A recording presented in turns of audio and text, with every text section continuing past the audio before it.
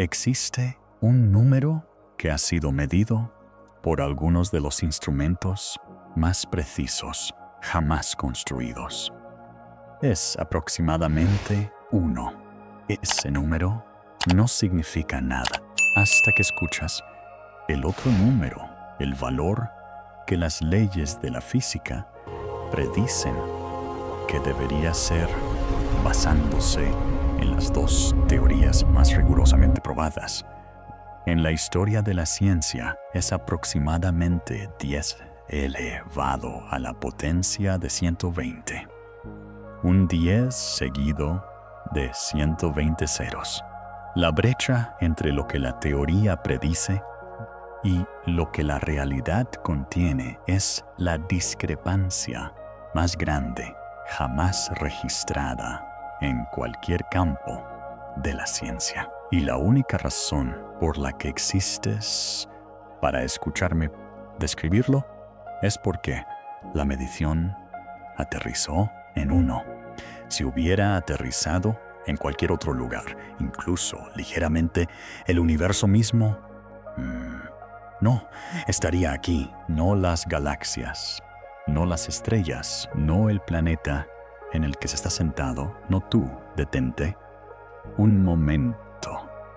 Respira, porque lo que estás a punto de descubrir no es una teoría especulativa, no es filosofía, es aritmética pura, y las implicaciones de esa aritmética han mantenido despiertos a los mejores físicos del mundo durante medio siglo. Comencemos. El número se llama la constante cosmológica.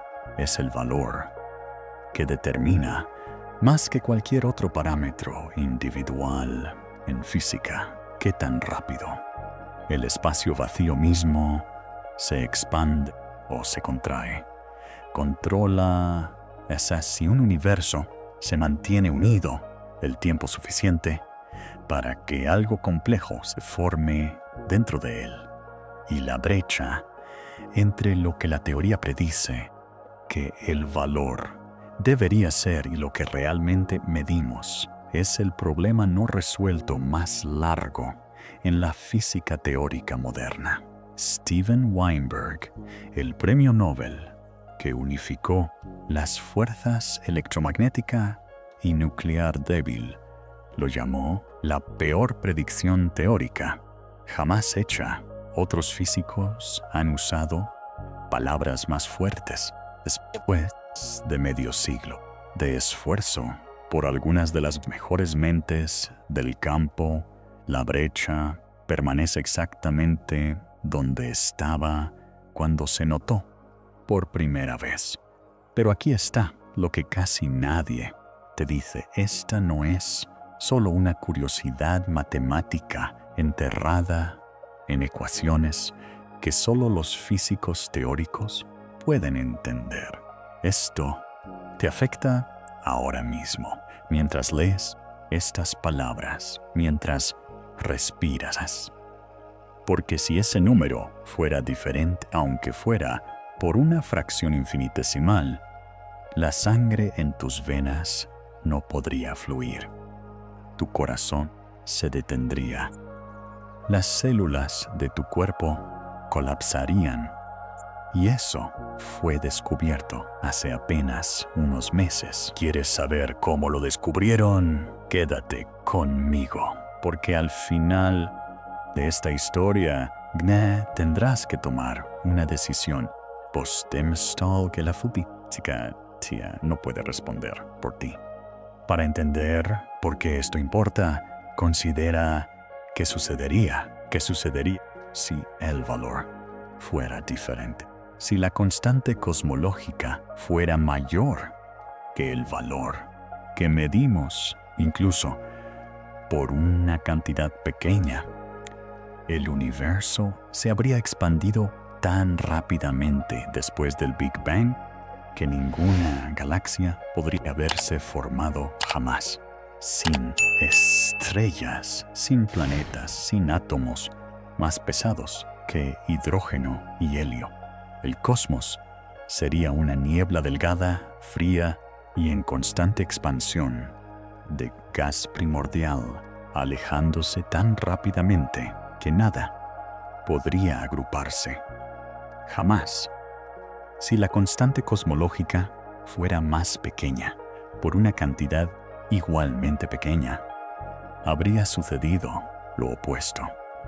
El universo se habría recolapsado sobre sí mismo, en segundos o minutos, o como máximo unos pocos cientos de miles de años, aplastado de nuevo a una singularidad antes de que el primer átomo se formara. De cualquier manera, nada complejo, nada estructurado, el valor que medimos es el único valor en un rango enorme de posibilidades que permite que todo lo que hemos visto, tocado, fotografiado o teorizado exista en absoluto. Y aquí está el primer momento que debería hacerte pausar. No estamos hablando de una coincidencia agradable. Estamos hablando de una precisión tan extrema que si la representaras como un dial que alguien tuvo que girar, ese dial tendría que estar ajustado a la posición correcta con una precisión de 120 decimales para poner eso en perspectiva. Imagina esto. Tienes un dial que controla a tinte del universo. Ese dial puede girar a través de un rango que incluye todos los números posibles, entre 0 e infinito. Y de todo ese rango, solo un punto minúsculo más pequeño que un átomo en comparación con el ancho de la galaxia permite que exista algo. El universo aterrizó en ese punto. ¿Cómo? Durante la mayor parte del siglo XX, esto no se consideraba un problema. Los físicos asumían que la constante cosmológica era simplemente cero. Einstein la había introducido en sus ecuaciones de relatividad general en 1917. Luego la abandonó. Una década después, cuando las observaciones de Edwin Hubble revelaron que el universo se estaba expandiendo. Einstein llamó famosamente a la constante cosmológica su mayor error, un factor de corrección matemático que había añadido antes de que la observación probara que era innecesario. Durante 70 años, cero era simple. Cero no requería explicación. Luego, en 1998, algo cambió. Y lo que cambió no fue una teoría, fue una medición. Era el verano de 1998 y dos equipos de astrónomos que nunca habían planeado trabajar en el mismo problema y estaban a punto de anunciar algo que nadie esperaba. El primer equipo estaba liderado por Saul Perlmutter, un físico del Laboratorio Nacional Lawrence Berkeley en California. El segundo estaba liderado por Adam Rees y Brian Schmidt, trabajando desde diferentes instituciones, pero coordinando observaciones. Ambos equipos estaban usando el mismo método, observaciones de supernovas distantes como velas estándar para medir distancias cósmicas. Las supernovas de tipo Ia son explosiones estelares que siempre producen aproximadamente la misma cantidad de luz. Eso las convierte en reglas cósmicas. Si sabes qué tan brillantes son intrínsecamente y mides qué tan brillantes aparecen desde la Tierra, puedes calcular qué tan lejos están. Y si sabes ¿Qué tan lejos están? Y mides cuánto se ha desplazado su luz hacia el rojo. Por la expansión del universo puedes rastrear cómo ha cambiado la tasa de expansión a lo largo del tiempo cósmico. La expectativa, la suposición que todos sostenían al entrar en estas observaciones era que la expansión del universo se estaba desacelerando. La gravedad de toda la materia en el cosmos debería estar frenando la expansión, tirando de las galaxias hacia atrás, disminuyendo gradualmente la tasa a la que el espacio se estira. Los datos dijeron lo contrario. Las supernovas distantes eran más tenues de lo que deberían haber sido si el universo se estuviera desacelerando. Eso significaba que estaban más lejos de lo esperado, lo que significaba que el universo no se estaba desacelerando, se estaba acelerando. Perlmutter recuerda el momento en que los datos se volvieron imposibles de ignorar. Su equipo había estado verificando y volviendo a verificar durante meses, buscando errores sistemáticos, buscando cualquier explicación alternativa. No encontraron ninguna.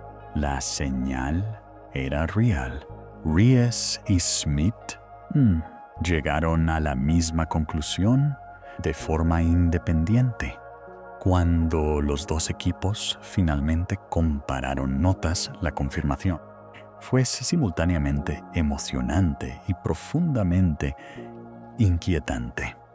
La expansión del universo no solo continuaba, se estaba acelerando a una tasa creciente. Alguna fuerza desconocida estaba empujando el espacio, separándolo, superando la gravedad de toda la materia en el cosmos, acelerando la expansión con cada momento que pasaba. Los equipos liderados por Perlmutter, Ries y Schmidt compartirían el Premio Nobel de Física en 2011 por el descubrimiento. Y la interpretación más simple de lo que habían encontrado era que la constante cosmológica que Einstein había abandonado no era cero. Después de todo, tenía un valor positivo diminuto, tan diminuto que había escapado a la detección durante 70 años de astronomía cuidadosa. Tan diminuto que era casi cero, pero no cero, justo lo suficiente para empujar el universo aparte, acelerando suavemente su expansión a lo largo de miles de millones de años. Y aquí es donde la discrepancia entra en escena, porque la teoría cuántica de campos, el marco que describe cómo se comportan las partículas y fuerzas a las escalas más pequeñas, hace una predicción específica sobre lo que la constante cosmológica debería ser. En la teoría cuántica, el espacio vacío no está vacío. Está lleno de lo que los físicos llaman partículas virtuales, fluctuaciones de los campos cuánticos subyacentes, parpadeando dentro y fuera de la existencia, en escalas demasiado cortas para observar, pero lo suficientemente reales como para contribuir a la densidad de energía del vacío mismo. El espacio dentro de la habitación en la que estás sentado, el hueco entre tu mano y la superficie a tu lado, el vacío entre la Tierra y la Luna no está vacío, está hirviendo, está vivo con actividad cuántica y Cada centímetro cúbico de esa actividad, cada pulso diminuto de creación y aniquilación de partículas virtuales, contribuye a la densidad de energía del vacío. Cuando calculas, usando las leyes de la teoría cuántica de campos, cuánta energía deberían producir estas fluctuaciones del vacío, obtienes un número. Ese número, conectado a las ecuaciones de Einstein, predice lo que la constante cosmológica debería ser. El valor predicho es aproximadamente 10 elevado a la 120 veces más grande que el valor que Perlmutter, Ries y Schmidt realmente midieron. Leí eso de nuevo lentamente. La teoría predice un número. El experimento mide un número diferente. Y el número medido es más pequeño que el número predicho por un factor de 10 seguido de 120 ceros. Esta no es una pequeña discrepancia. No es un error de redondeo. Es la brecha más grande entre teoría y observación en toda la historia de la ciencia. La teoría cuántica de campos está produciendo un número enorme que de alguna manera está casi perfectamente cancelado por una contribución opuesta que aún no hemos identificado. Con una precisión de 120 decimales, o nuestro marco completo para entender el vacío está perdiendo algo fundamental. Nadie sabe cuál. Antes de continuar, si eres tan amable, un gentil like y toque en suscribirse significaría el mundo para mí. Es un gesto pequeño, pero lo sostengo con profunda gratitud, porque cada bit de tu apoyo mantiene vivo este pequeño universo. Ahora siéntate con lo que esa brecha realmente significa. Tenemos una teoría que predice un número. Tenemos una medición que produce un número diferente, más pequeño por un factor de 10 a la 120. Y la única razón por la que hay un universo aquí, contigo en él, con estrellas y glaciares y química y biología y el aire llenando tus pulmones mientras respiras, es porque la medición aterrizó donde lo hizo, sí. El valor predicho hubiera sido correcto. El universo se habría expandido a sí mismo en la nada o colapsado, de nuevo a una singularidad, antes de que el primer átomo se formara jamás. El hecho de que existamos es el hecho de que la física, de alguna manera, en algún lugar entre la predicción y la medición, nos dio un valor que permite que la complejidad emerja. Y aquí está lo que casi nadie fuera de la física teórica se ha detenido a preguntar. ¿Por qué? ¿Por qué la medición aterrizó donde aterrizó? ¿Por qué el universo se sienta precisamente dentro de la ventana estrecha que permite todo lo que hemos visto jamás? La respuesta a esa pregunta, si la sigues hasta su conclusión lógica, no conduce a una nueva pieza de física. No conduce al descubrimiento de alguna ley más profunda que haga que el valor salga como lo hizo. Conduce en cambio a 3 explicaciones posibles, cada una de las cuales es más incómoda que la anterior. La primera es que el universo tuvo suerte. La constante cosmológica simplemente aterrizó donde aterrizó por azar, contra probabilidades tan extremas que la palabra coincidencia deja de ser adecuada. La segunda es que hay otros universos, muchos de ellos, posiblemente infinitamente muchos, con diferentes valores de la constante en cada uno. Y en la mayoría de ellos no existe nada para observar nada. Simplemente estamos en uno de los raros, donde el valor permite observadores.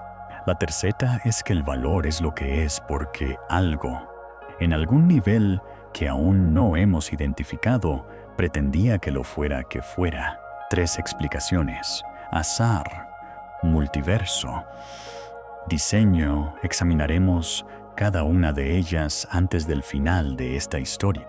Pero antes de llegar a esas explicaciones, hay algo más que necesita decirse claramente.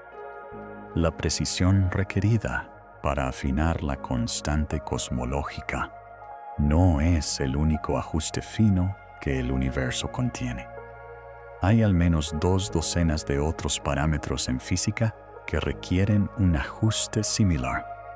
En 1977, una década completa antes de que los equipos de supernovas descubrieran que la constante no era cero, Steven Weinberg hizo explícita esta situación.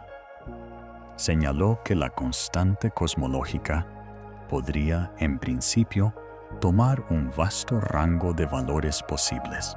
Dentro de ese rango, solo una ventana infinitesimalmente pequeña permite esa estructura, complejidad y observadores. Dentro de esas ventanas, galaxias, estrellas, planetas, vida. Fuera de esa ventana, nada lo suficientemente complejo como para hacer la pregunta. La ventana es tan estrecha contra el rango de valores posibles que la probabilidad de que un universo aleatorio caiga dentro de ella es comparable a lanzar un dardo ciegamente a través del cosmos visible y golpear un átomo específico en un grano específico de polvo, en un planeta específico. Y nuestro universo está dentro de la ventana.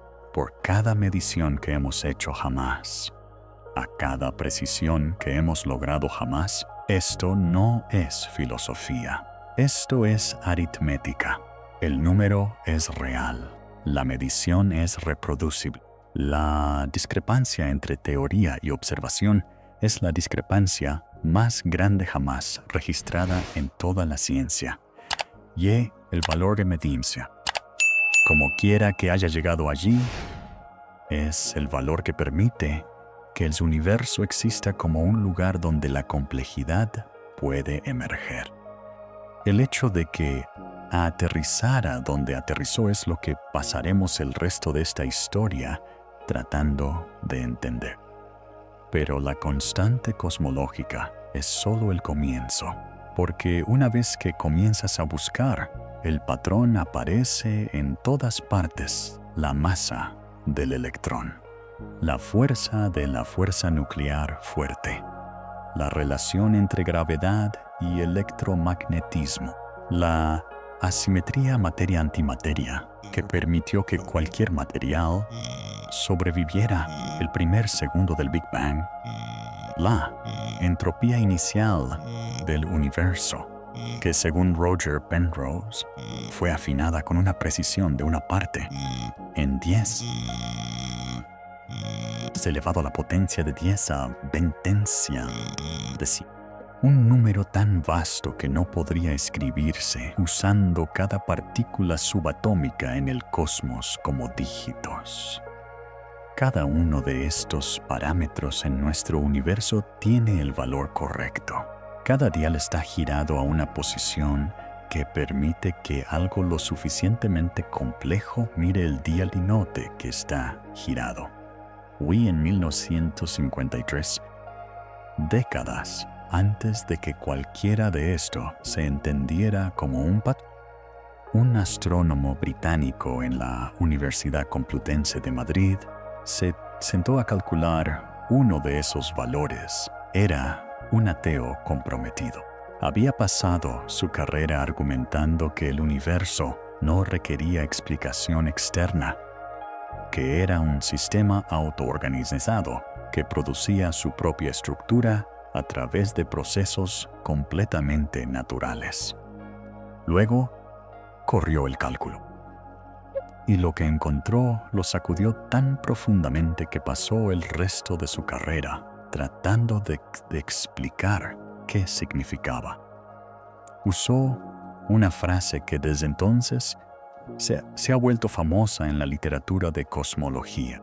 Llamó al universo un trabajo arreglado, queriendo decir en su idioma que algo o alguien lo había organizado. Lo que vio y por qué incluso un ateo no pudo descartarlo es donde esta historia gira. El astrónomo británico era Fred Hoyle. Nació en 1915 en un pueblo de Andalucía, hijo de un comerciante de lana. Ganó una beca para la Universidad Complutense de Madrid y se quedó allí durante la mayor parte de su carrera. Para finales de los años 40, se había convertido en uno de los astrónomos más influyentes del mundo de habla hispana. Un hombre cuya voz se escuchaba en Radio Nacional de España, explicando cosmología al público español. Un hombre que acuñó la frase Big Bang, aunque la usó como insulto porque no creía en ella. La propia teoría de Hoyle, que desarrolló con 2 colegas en Madrid, se llamaba el modelo de estado estacionario. En el modelo de estado estacionario, el universo no tenía comienzo. Siempre había existido. Nueva materia se creaba continuamente, muy lentamente, para llenar los huecos dejados por la expansión cósmica. No había evento de creación. No había necesidad de uno. El universo se explicaba así. Asimismo, Hoyle sostenía esta visión y su cosmovisión ateísta más amplia con convicción.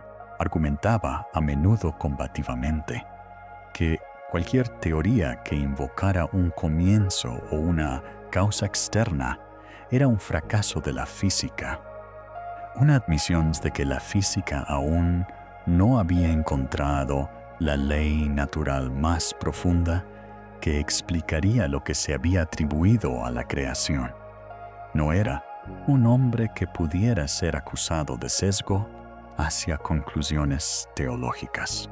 Si acaso, el sesgo corría en la otra dirección. En 1953, Hoyle estaba trabajando en un problema que había estado frustrando a los astrofísicos durante años. El problema era cómo se hacen los elementos pesados. Las estrellas, todos entendían, queman hidrógeno en helio a través de fusión nuclear. Ese proceso alimenta el Sol y la mayoría de las otras estrellas en el universo. Pero el universo contiene más que solo hidrógeno y helio. Contiene carbono, oxígeno, hierro, calcio. Cada elemento en la tabla periódica más pesado que el helio tenía que venir de algún lugar. Y el único lugar lo suficientemente caliente y denso para forjar esos elementos estaba dentro de los núcleos de las estrellas. El primer paso en esa cadena después del helio es la formación de carbono. Y el carbono era donde estaba el problema. Para hacer un núcleo de carbono, necesitas que 3 núcleos de helio se unan y fusionen en lo que los físicos llaman el proceso triple alfa. El problema es que el paso intermedio, donde 2 núcleos de helio primero se pegan para formar berilio 8, es extremadamente inestable. El berilio 8 se desintegra casi inmediatamente, en menos de 1/10 de 1/1000.000 de 1/1000.000 de segundo. La ventana durante la cual un tercer núcleo de helio tiene que encontrar el berilio 8 antes de desintegre es tan corta que toda la reacción casi nunca debería suceder. Las estrellas deberían producir esencialmente nada de carbono en absoluto. Pero las estrellas producen carbono en cantidades enormes. Cada ser vivo en la Tierra está hecho de él, así que algo en la física tenía que ser diferente de lo que los cálculos estándar predecían. Hoyle trabajó el problema hacia atrás. Comenzó con la suposición de que el carbono existe en el universo en las cantidades observadas y preguntó cómo tendría que verse la física nuclear para producir esos resultados.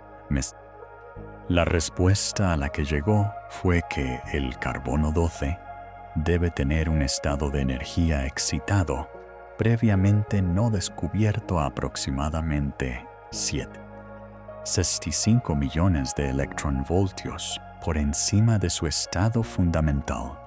Si ese nivel de energía existía, crearía una resonancia, un punto dulce mecánico cuántico en el cual el proceso triple alfa se vuelve enormemente más probable de lo que sería de otra manera. La energía de 3 núcleos de helio uniéndose se alinearía casi exactamente con la energía del estado excitado predicho del carbono. La reacción se activaría. El carbono se formaría. Las estrellas producirían el elemento en las cantidades que observamos. La predicción era específica. El nivel de energía era desconocido.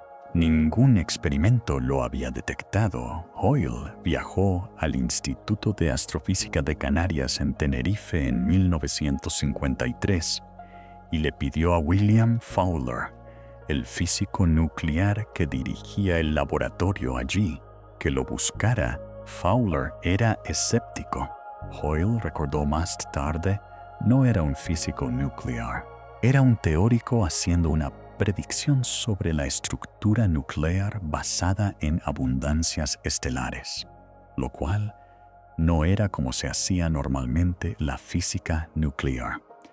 Pero Fowler accedió a realizar el experimento. Su equipo, incluyendo a Ward Whiling y otros, montó el aparato y buscó. Encontraron exactamente lo que Hoyle había predicho. Una resonancia de carbono 2 a 7.65 millones de electronvoltios, dentro de 30.000 electronvoltios, de donde Hoyle había dicho que estaría. La predicción fue confirmada. El carbono podía formarse en estrellas. El universo podía contener elementos pesados. La química de la vida era posible. Lo que sacudió a Hoyle no fue el éxito de la predicción.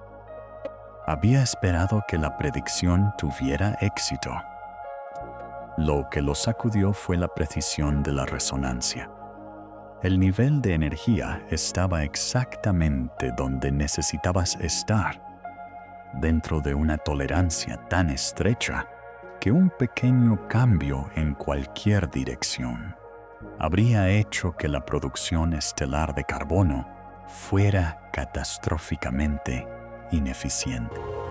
Si la resonancia hubiera sido unos pocos % más alta, la reacción no se activaría. Si hubiera sido unos pocos % más baja, el carbono se quemaría demasiado rápido en oxígeno, sin dejar ningún excedente. La ventana dentro de la cual la química basada en carbono se vuelve posible era estrecha, y el universo había aterrizando exactamente dentro de ella. Hoyle comenzó a decir cosas en entrevistas y ensayos que nunca había dicho antes.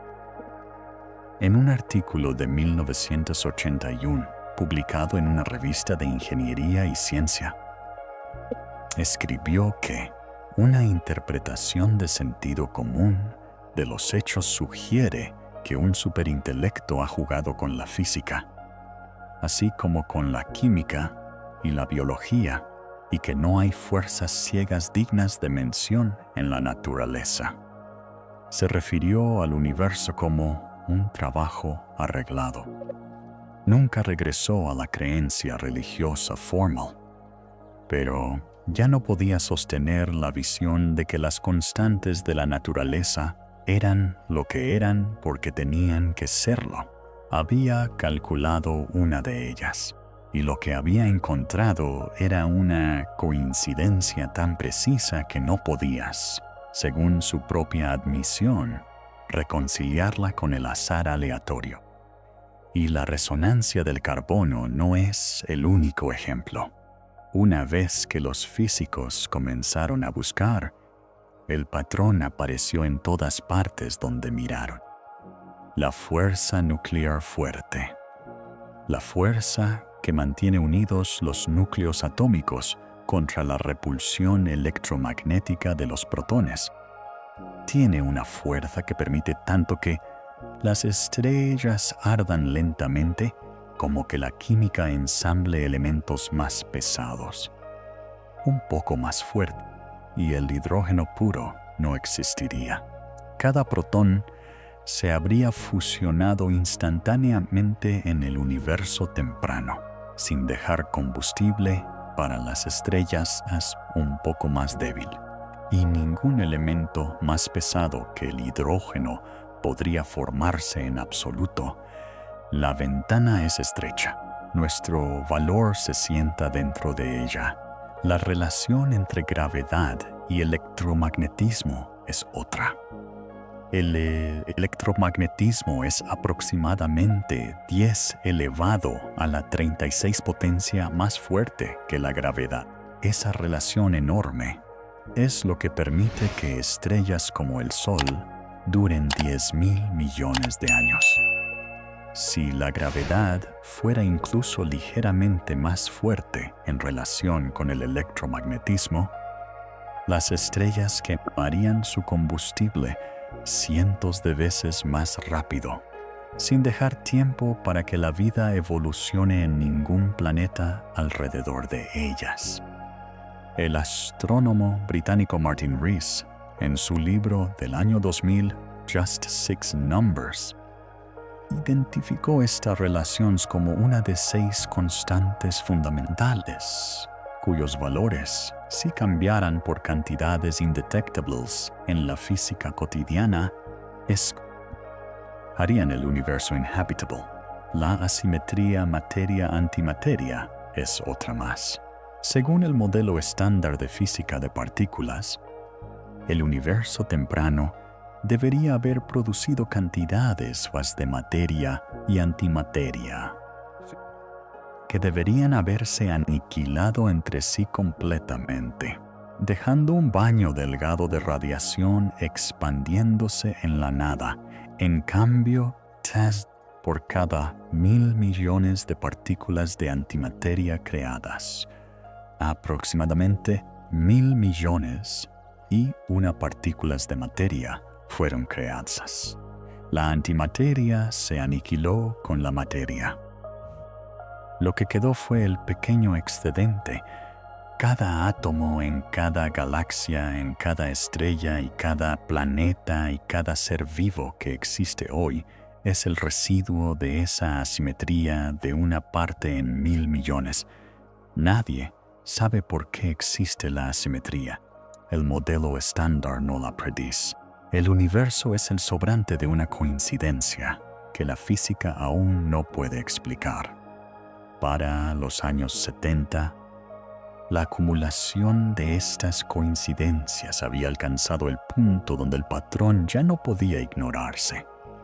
En 1973, en una conferencia celebrada en Cracovia, para marcar el 500 aniversario del nacimiento de Nicolás Copérnico, un astrofísico de la Universidad Complutense llamado Brandon Carter, introdujo un término para describir lo que los físicos estaban observando. Lo llamó el principio antrópico. El principio, en su forma más básica, decía esto: observamos un universo que permite observadores. El universo debe ser, por lo tanto, de un tipo que permite observadores. Carter no estaba haciendo una afirmación sobre diseño. Estaba haciendo una afirmación sobre observación. Cualquier universo cuyos parámetros no permitieran observadores no sería observado porque no habría nadie dentro de él para observar. Para los años 80, El principio antrópico se había ampliado en algo más grande. En 1986, John Barrow y Frank Tipler publicaron The Anthropic Cosmological Principle, un volumen de casi 700 páginas catalogando cada coincidencia conocida en física, química, biología y cosmología que apuntaba hacia el ajuste fino. La lista era extensa. Su conclusión no era que el universo estuviera diseñado. Su conclusión era que la pregunta de por qué el universo permite observadores se había vuelto imposible de descartar como trivial e imposible de responder con las herramientas estándar de la física. Algo más profundo, argumentaron, estaba sucediendo. No sabían qué era. Durante 70 años después de Hale, la conversación sobre el ajuste fino se mantuvo a escala cósmica. Estrellas, galaxias, la química que permite que la vida exista en algún lugar del universo. Los argumentos eran abstractos. Las implicaciones se sentían académicas.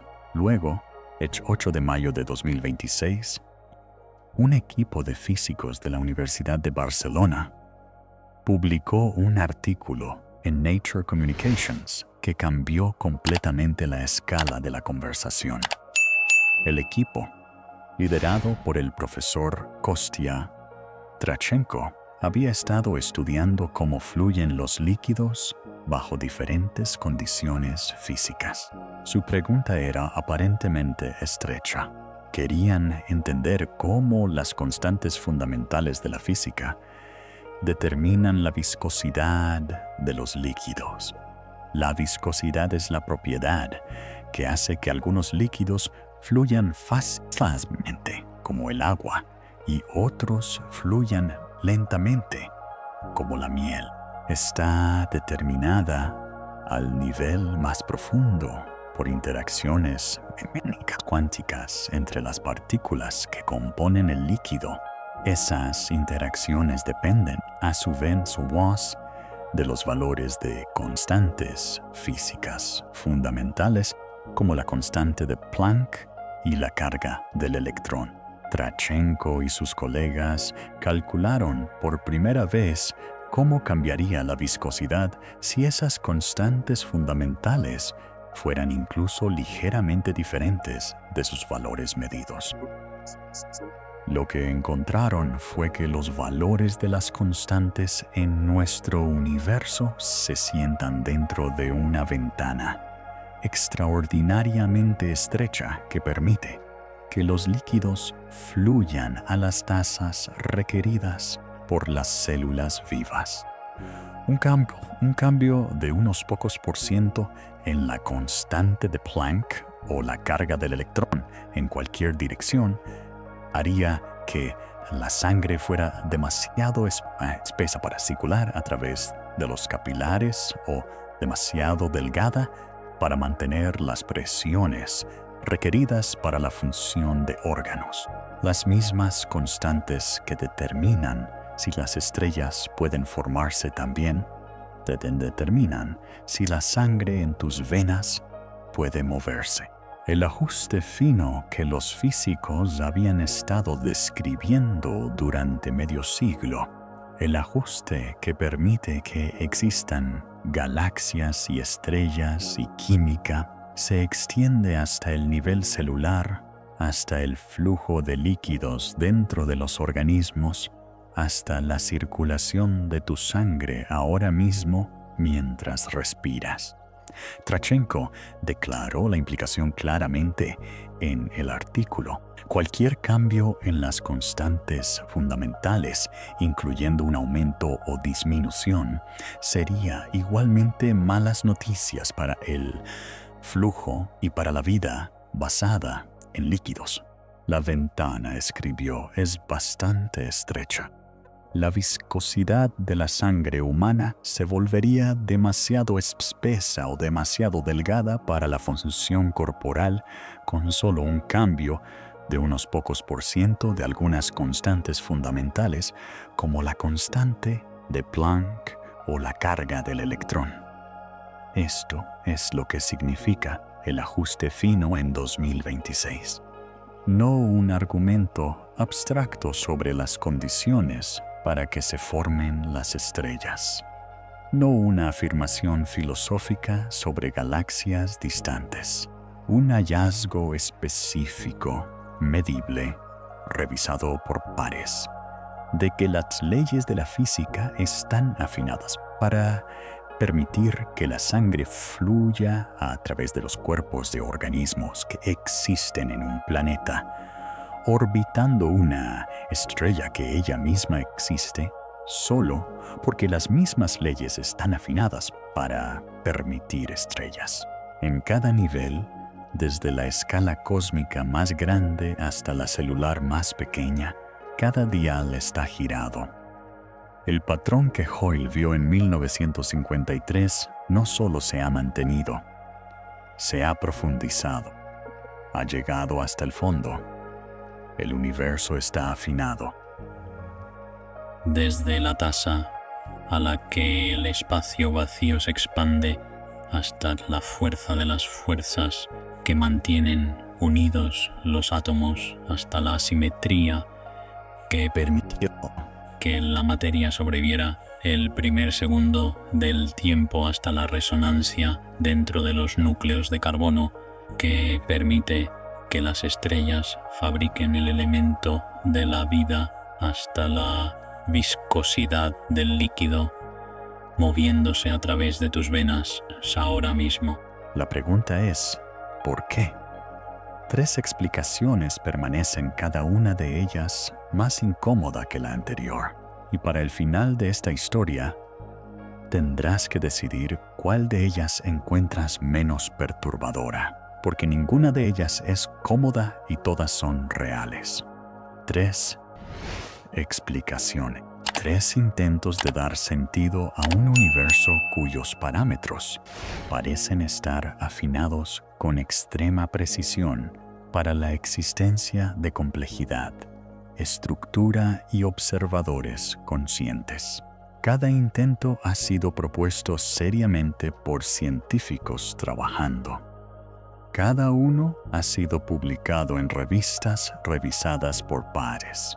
Cada uno ha sido defendido por premios Nobel y descartado por otros premios Nobel. Y cada uno lleva consigo implicaciones que, cuando se consideran completamente, son difíciles de vivir. Vamos a mirar los 3 en el orden en que típicamente se presentan en la literatura. Y luego vamos a enfrentar una pregunta que la física no puede responder. Porque para cuando terminemos de examinar las 3 opciones, verás que ninguna de ellas disuelve el misterio. Lo redistribuyen, lo mueven a una ubicación diferente. Pero el misterio mismo permanece. La primera explicación es el azar. La constante cosmológica aterrizó. ¿Dónde? Aterrizó porque las constantes fundamentales de la naturaleza simplemente tienen los valores que tienen, sin necesidad de explicación más profunda. Y tenemos suerte de estar en un universo donde esos valores permiten observadores. Esta explicación tiene la virtud de no exigir nada exótico. No requiere otros universos, no requiere diseño. Trata los valores de las constantes como hechos brutos de la naturaleza, de la forma en que algunos filósofos tratan la existencia del universo mismo. Las cosas simplemente son lo que son. La pregunta de por qué tienen estos valores particulares es, en esta visión, una no pregunta. Preguntar por qué la constante cosmológica es lo que es como preguntar por qué el número 2 es par. Simplemente lo es. La dificultad con el azar es la aritmética. Tenemos un número, La constante cosmológica afinada a una parte en 10 a la 120. Tenemos al menos 2 docenas de otros parámetros afinados dentro de sus propias ventanas. La probabilidad de que todos ellos aterricen dentro de sus ventanas que permiten vida simultáneamente, si los valores fueran asignados independientemente y al azar, es el producto de todas esas probabilidades individuales.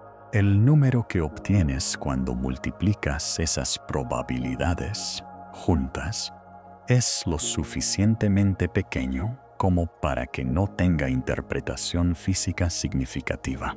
Es más pequeño que la probabilidad de cualquier evento aleatorio específico que haya ocurrido o pudiera ocurrir jamás en toda la historia del cosmos. Fred Hoyle, quien comenzó su carrera como un ateo comprometido y quien intentó más tiempo que casi cualquiera sostener una visión puramente naturalista de la estructura cósmica, concluyó al final que la interpretación del azar tensaba la credulidad más allá de lo que estaba dispuesto a aceptar. Los números, escribió, son tan abrumadores como para poner la conclusión casi fuera de duda. No fue el único. El físico estadounidense Paul Davies, quien ha pasado su carrera trabajando en estos problemas y quien no ha abrazado ningún marco religioso, ha escrito que la apariencia de diseño en la física es, como mínimo, un rompecabezas que exige una respuesta. La aritmética no desaparece cuando la llamas azar. Simplemente se mueve a una parte diferente del argumento. ¿Crees que el universo tuvo suerte? ¿O la suerte es una palabra que dejamos de usar cuando los números se vuelven tan grandes? Esa pregunta te perseguirá, no importa qué explicación elijas, porque el azar no explica nada, solo renombra el misterio. La segunda explicación es el multiverso. Si solo existe un universo, los valores de sus constantes requieren explicación. Pero si existen muchos universos, cada uno con diferentes valores de las constantes, entonces no se requiere explicación. La mayoría de esos universos serían estériles. La mayoría se expandirían demasiado rápido o colapsarían demasiado rápido o estarían hechos de química incompatible. En la gran mayoría, nada lo suficientemente complejo como para observar algo se formaría jamás. Simplemente estamos en uno de los raros que permite observadores, porque en todos los demás no hay nadie para hacer la pregunta. Esta solución disuelve el problema del ajuste fino mediante pura abundancia. Con suficientes universos, cualquier cosa que sea físicamente posible existirá en algún lugar. El hecho de que observemos un universo que permite nuestra existencia no es coincidencia, sino selección. No podemos, cada una correspondiendo a un posible universo con diferentes constantes físicas. La cosmología inflacionaria, el marco líder para explicar qué sucedió en las primeras fracciones de segundo después del Big Bang, predice que el mismo proceso inflacionario que creó nuestro universo debería haber creado un número infinito de otros espacios en regiones del espacio a las que no podemos acceder. La interpretación de muchos mundos de la mecánica cuántica que Hugh Everett propuso en 1957 y que ahora es considerada una opción seria por una fracción significativa de físicos trabajando, sostiene que cada evento cuántico divide la realidad en múltiples ramas, cada una conteniendo diferentes resultados. La hipótesis del universo matemático, propuesta por Max Tegmark, sugiere que cada estructura matemáticamente consistente existe como un universo físico en algún lugar, y la cosmología cíclica propone que los universos nacen y mueren en sucesión interminable, cada uno con parámetros potencialmente diferentes. El costo de la explicación del multiverso es conceptual. Resuelve el ajuste fino, multiplicando la cantidad de realidad que debe existir por un factor inconcebible. Es trillones de trillones de trillones de universos, casi todos ellos vacíos u hostiles a la vida. Todos ellos requeridos para existir para hacer que la existencia de nuestro universo sea estadísticamente poco notable. Algunos físicos, incluyendo el cosmólogo George Ellis, han argumentado que esto no es una solución científica, sino un tipo de inflación explicativa. Reemplazar un misterio con otro que es incluso más grande y, crucialmente, no testeable. No podemos observar otros universos. No podemos realizar experimentos en ellos. No podemos confirmar o negar su existencia por ninguna medición directa. El multiverso, según esta objeción, puede ser la respuesta más casa a cualquier pregunta jamás propuesta. ¿Y tú? ¿Puedes vivir con un multiverso? ¿Puedes sostener en tu mente la idea de que existen infinitas copias de ti, en infinitas variaciones en universos que nunca podrás tocar? Esa también es una carga, diferente de la carga del azar, pero no más ligera. La tercera explicación es el diseño, que los valores de las constantes son lo que son porque algo, en algún nivel de realidad que aún no hemos identificado, pretendía que lo fueran. Esta es la explicación que la mayoría de los científicos son más reacios a articular en público, porque suena como el abandono de la física en lugar de su continuación. Pero también es la explicación hacia la que el cálculo más riguroso del ajuste fino cósmico parece, a primera lectura, apuntar. Hoyle mismo, después de pasar su carrera argumentando contra cualquier conclusión así, terminó usando la frase trabajo arreglado para describir lo que había encontrado. No regresó a la religión formal, pero no pudo, después del cálculo de la resonancia del carbono, sostener una visión del universo como puramente accidental. Otros físicos han llegado a posiciones similares a través de razonamiento similar. El astrónomo estadounidense Owen Gingerich, el cosmólogo británico John Polkinghorne, el físico Freeman Dyson, todos llegaron a la conclusión de que el universo da la apariencia de haber sido pretendido para la existencia de observadores, y todos se detuvieron antes de afirmar que la ciencia podría probarlo.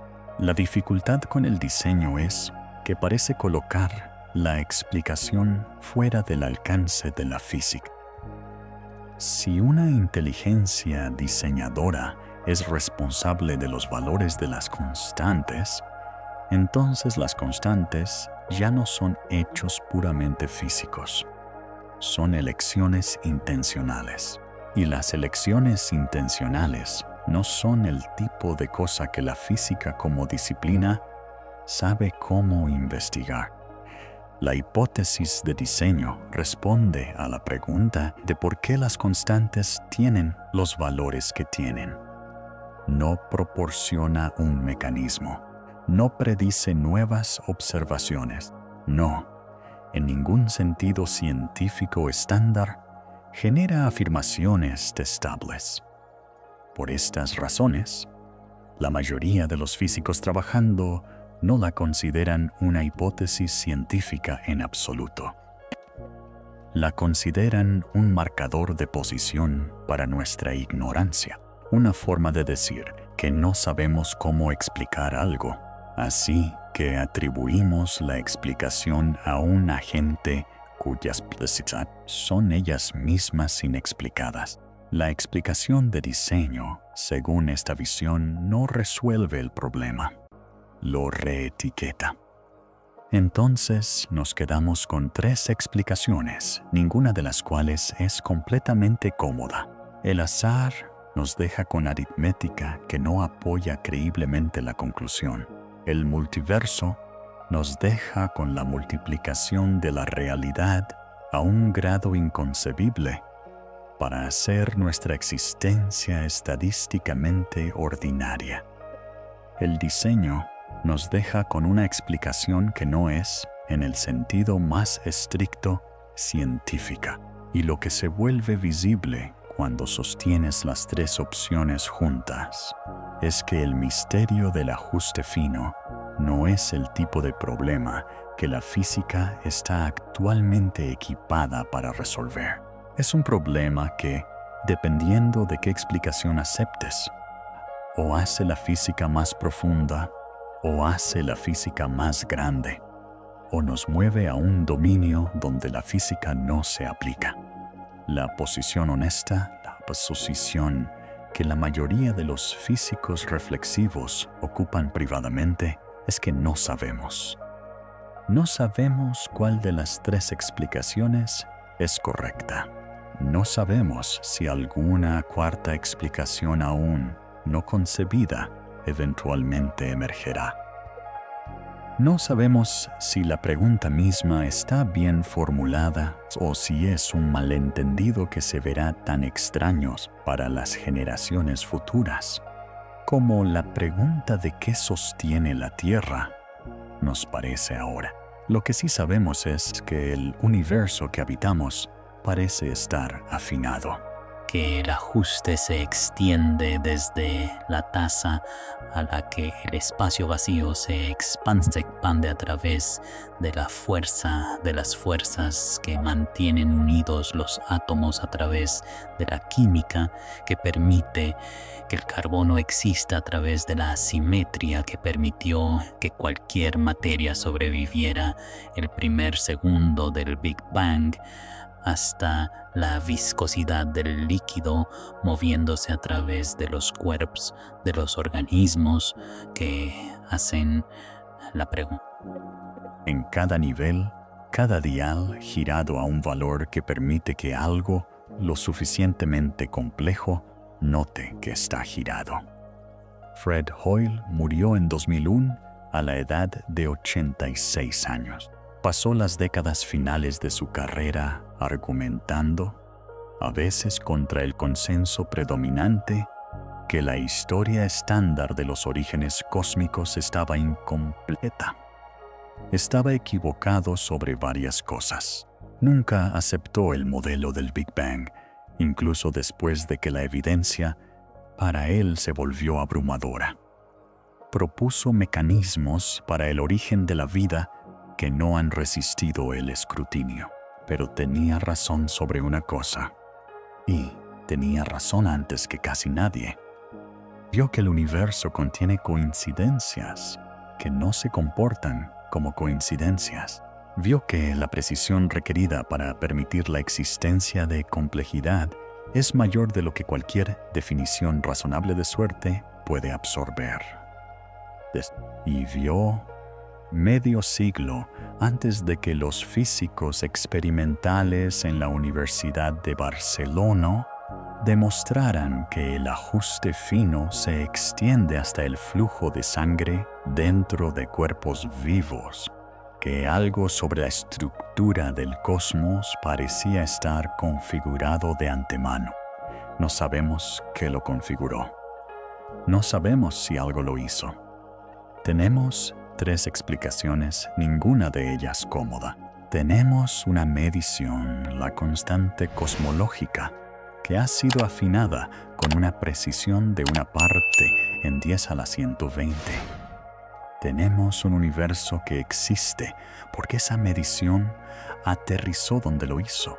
Y tenemos, sentados dentro de ese universo, organismos cuya sangre circula a través de ellos, porque las mismas constantes que permiten que se formen galaxias también permiten la viscosidad correcta para líquidos en células.